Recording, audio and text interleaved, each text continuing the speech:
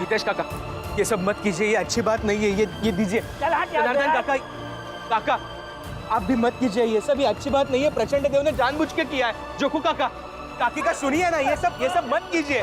हितेश काका आप पागल हो गए क्या? छोड़ दे इसे। आपको समझ में नहीं आ रहा है आप क्या पी रहे हैं? तू हट जा से, मेरी मर्जी।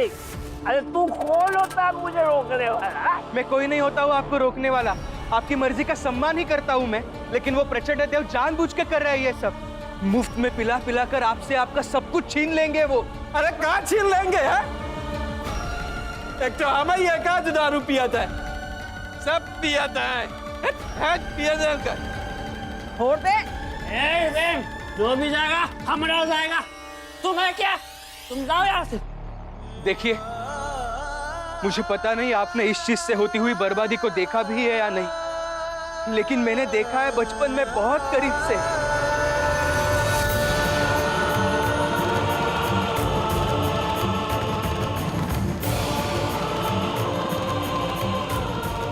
इतना रोकती थी तुम्हें कि दारू मत पियो और तुमने हमारी एक भी बात नहीं मानी। हे देवा, क्या हो गया? बहुत बर्बादी होती है, मातम होता है। ए रमा सुन, तुम ये भीम को लेकर के जाओ। अभी इसका प्रवचन और भाषण ना मुझे नहीं सुनना है। अब चलिए ना। तुम क्या इनकी बातों में आ रही हो रमा? तुम्हें पता है ये क्या पी रहे हैं? शराब है ये। वो प्रचंड देव मुफ्त की पिलाते रहेंगे और ये दिन भर पीते रहेंगे। समझ में नहीं आएगा इन लोगों को कहाँ जाके रुकना है। मुझे नहीं सुननी आपकी बात, आप चलिए। रमा, ये लोग अपने हैं, हम नहीं सुधारेंगे तो कौन समझाएंगे इन्हें? रमा, तुम समझने की कोशिश क्यों नहीं कर रही हो? वो प्रचंड देव शराब की लत लगाकर बर्बाद कर देंगे इन सबको। जाने दीजिए ना, उनके जो मर्जी करने दीजिए उनको। कैसे करने दूं? तुम्हें पता है प्रचंड देव ने क्या कहा बाहर जाके?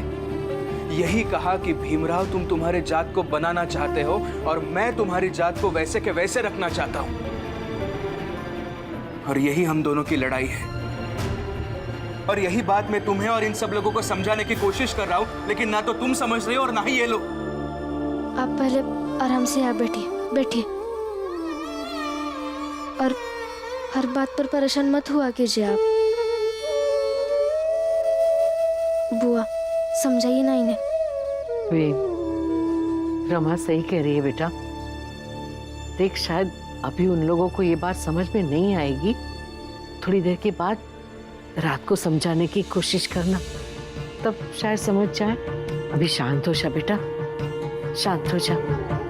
रमा, जा भीम के लिए थोड़ा खाना लेकर आ। लेकिन बुआ मैं ये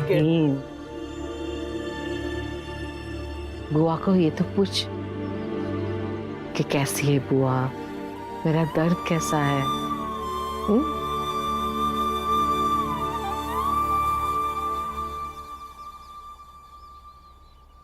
कैसी है आप बुआ? अभी भी दर्द कर रहा है? जिसे तुझ जैसा भतीजा हो उसे दर्द कैसे हो सकता है? बहुत नसीब वाली हूं मैं कि मुझे तुझ जैसा भतीजा मिला है।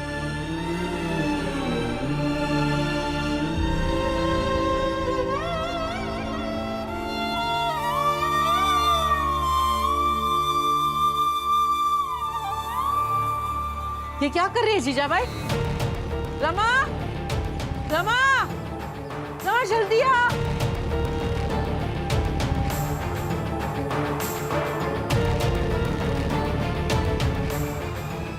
रमा,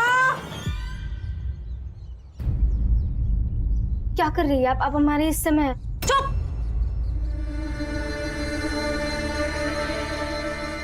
तुम्हारी बेईमानी और चालाकी के निशान ढूंढ रही हूँ। कहाँ से आए इतने पैसे? रमा, उसे कह दे पड़ोसियों का कोई हक नहीं बनता है कुछ भी पूछने का। मैं जानता हूं कि आप कितने संघर्ष में जी रहे हैं। ये कुछ पैसे हैं, आप रख लीजिए। हमारी श्रद्धा और विश्वास समझ के रख लीजिए।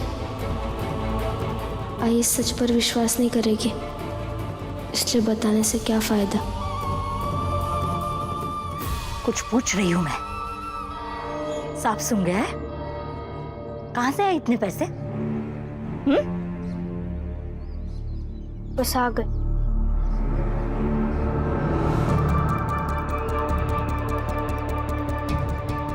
बस आ गए का क्या मतलब? भाई हाथ छोड़िए, मुझे उनके लिए खाना लगाना है। उन्होंने खाना नहीं खाया है सुबह से। खून बेचकर आई हो ना? क्या?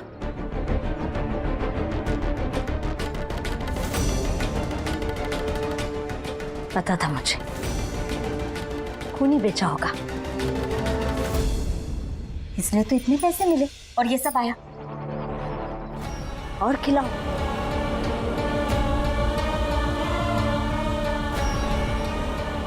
आप दोनों को मेरे सर पर हाथ रख कर कसम खानी पड़ेगी कि आप दोनों ये खून बेचने का दोबारा गलती से भी नहीं सोचोगे। नहीं सोचूंगा।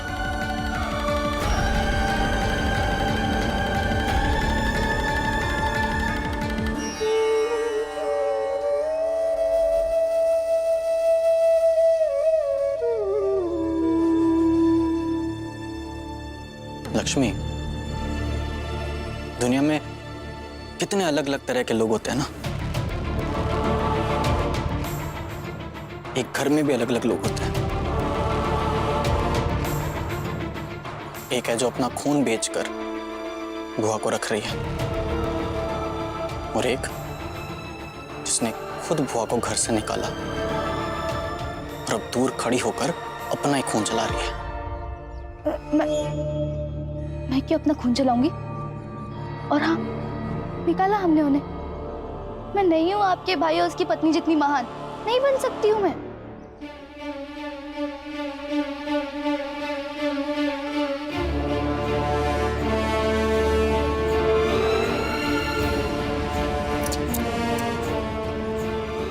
मेरी तनख्वाह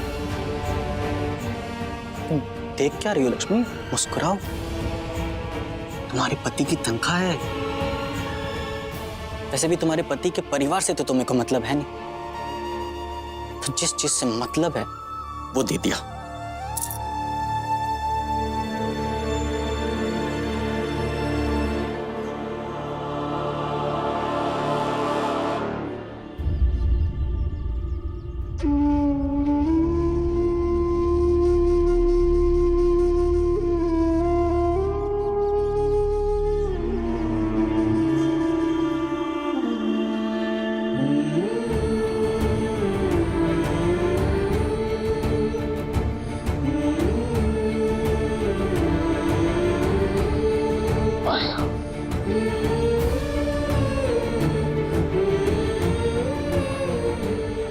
बेटा, आज हमारे बीच में जो बहस हुई थी उसे लेकर तुम क्या सोच रहे हो और मैं क्या सोच रहा हूं, बता सकता है? मेरी बात को समझो भी, वो काम मुझे नहीं करना। मैं आपकी बातों को समझ ही रहा हूँ बाबा, आप मेरी बात को नहीं समझ रहे हैं। तुम्हारा ये संघर्ष देखकर मुझे भी तकलीफ होती है।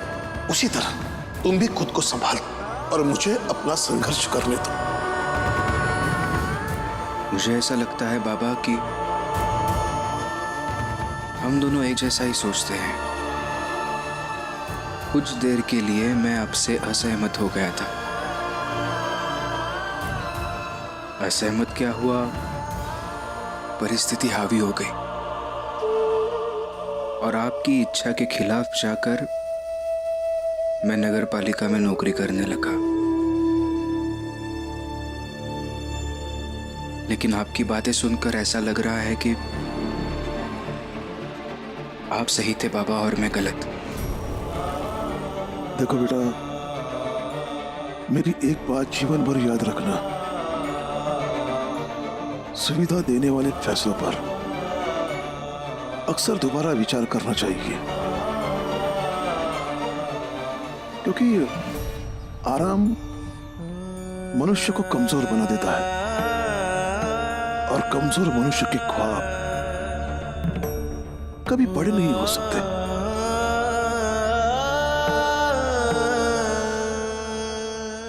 याद रखूंगा बाबा।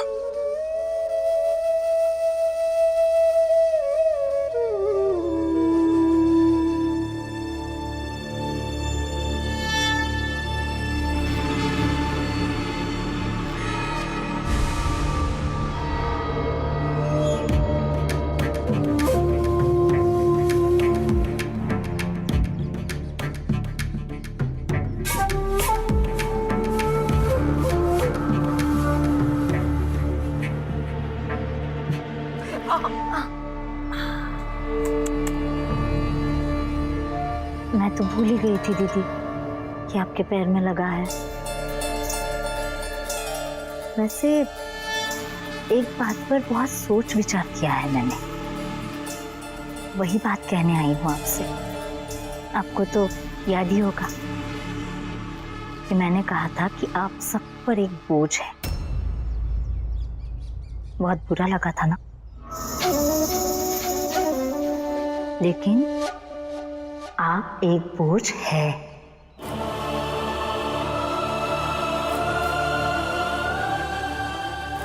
आज फिर से रमा को अपना खून बेचना पड़ा ताकि वो सब ला पाए जो डॉक्टर ने कहा है उससे। लेकिन मैंने तो सुना था कि रमा ने कसम वसम खाई थी कि दोबारा कभी खून नहीं बेचेगी। लेकिन बेचारी, उसे खून बेचना पड़ा आपके लिए, आपकी जरूरतों को पूरा करने के लिए।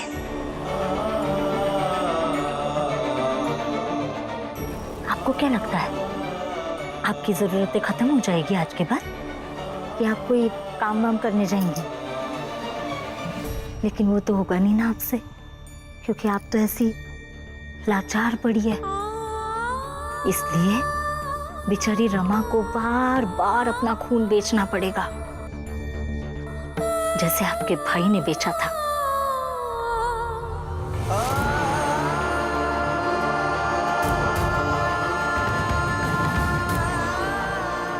सर्कस में काम करने चले गए थे, घोड़े खाए थे, और पता नहीं क्या क्या किया अपने परिवार के लिए, अपनी अपाहिज बहन के लिए। इसी तरह रमा और भीम को भी आपके लिए यही सब करना होगा। लेकिन आप सो जाइए, और कोई तो काम है नहीं आपको। हाँ, सोते सोते ये जरूर सोचिएगा कि क्या कर सकती है आप दूसरों पर बोझ बनने के अलावा।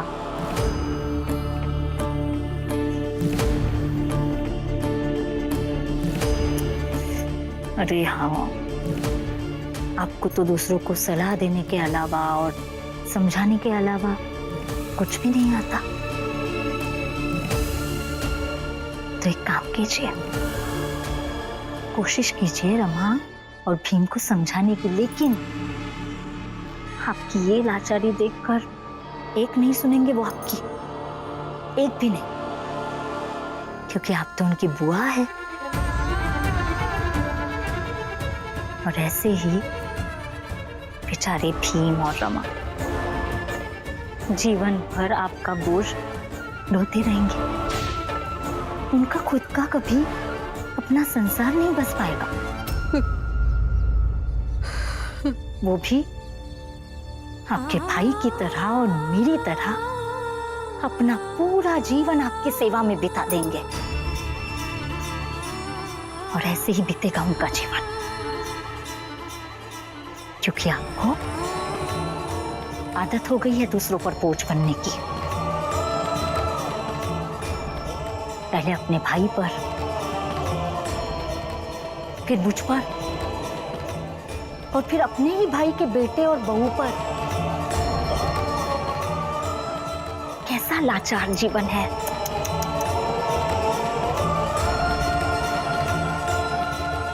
सो जाइए, नींद आ रही होगी आपको।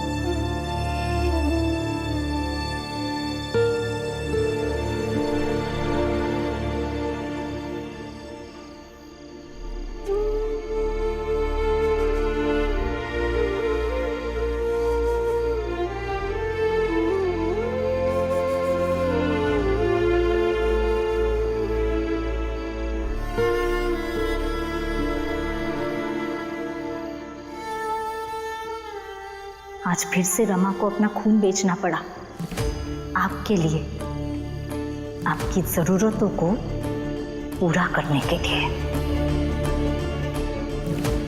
और ऐसे ही बेचारे भीम और रमा जीवन भर आपका बोझ ढोते रहेंगे। उनका खुद का कभी अपना संसार नहीं बस पाएगा, क्योंकि आपको आदत हो गई है दूसरों पर बोझ बनने की। पहले अपने भाई पर, फिर मुझ पर, और फिर अपने ही भाई के बेटे और बहू पर।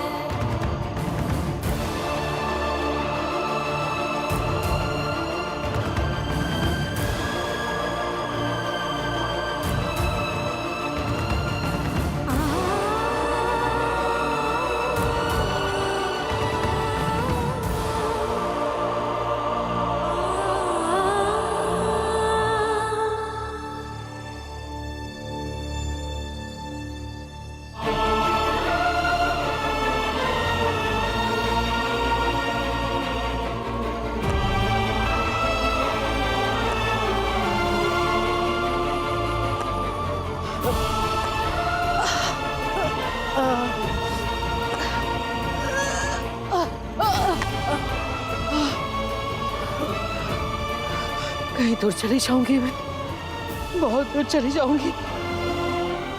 भीम और रमा की जिंदगी बर्बाद नहीं होने दूंगी, चाहे मुझे जितनी तकलीफ होनी है हो, लेकिन उन्हें कुछ नहीं होने दूंगी।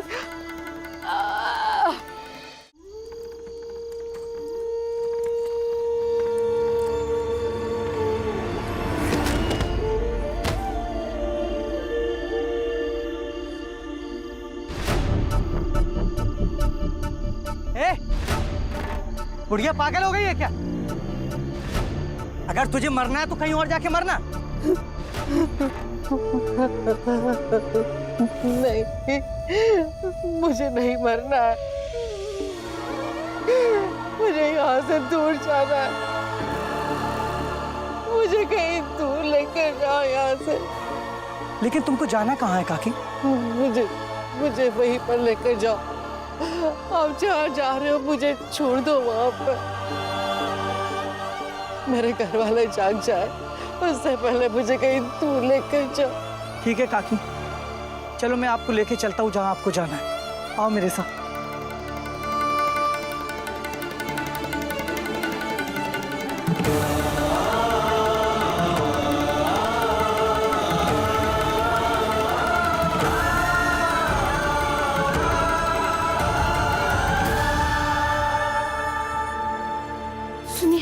सुनिए, उठिए ना, बुआ घर में नहीं है। क्या?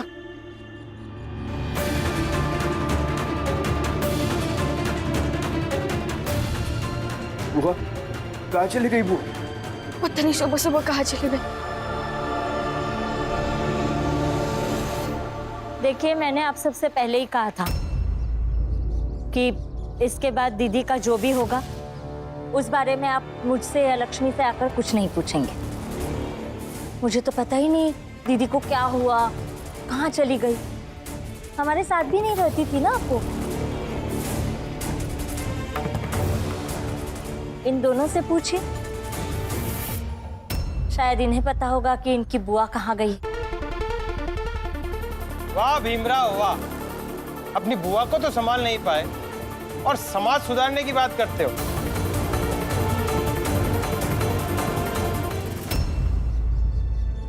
भीम, मीरा से तुम्हारी कुछ बात तो नहीं हुई थी? नहीं पापा। रात में मैंने खुद बुआ को दवाई खिलाई थी, फिर बुआ सो भी गई थी। पता नहीं सुबह सुबह कहाँ चली गई।